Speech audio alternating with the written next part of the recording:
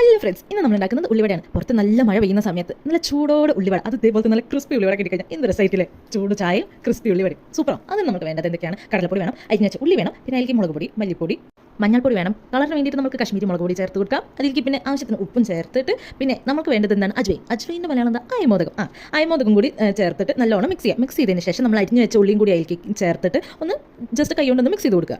നമ്മൾ ആവശ്യത്തിന് വെള്ളം ചേർത്തിട്ട് ഇനി കുഴച്ചെടുക്കും. പിന്നെ ഒരുപാട് ലൂസ് ആവാനും പാടില്ല, എന്ന് വെച്ചാൽ ഒരുപാട് ടൈറ്റ് ആവാനും പാടില്ല. പിന്നെ എനിക്ക് ഇതിൽ ഇച്ചിരി ഉപ്പ് കുറവായി തോന്നിയുകൊണ്ട് ഞാൻ കുറച്ച് ഉപ്പും കൂടി ചേർത്തിട്ടുണ്ട്.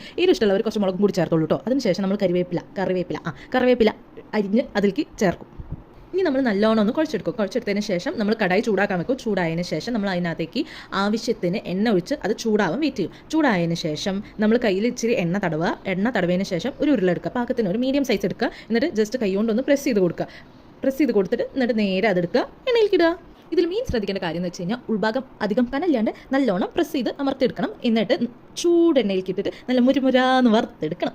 അങ്ങനെ നമ്മൾക്ക് തട്ടുകടയിൽ നിന്ന് കിട്ടുന്ന പോലത്തെ നല്ല ക്രിസ്പി ആൻഡ് ടേസ്റ്റി ഉള്ളിവട റെഡിയാക്കി കിട്ടിയിട്ടുണ്ട്. ഇതുപോലത്തെ ഇനി റെസിപ്പീസിന് വേണ്ടിയിട്ട് ചിന്നസ് ഡ്രീം വേൾഡ് ഫോളോ ചെയ്യാൻ മറക്കരുത്.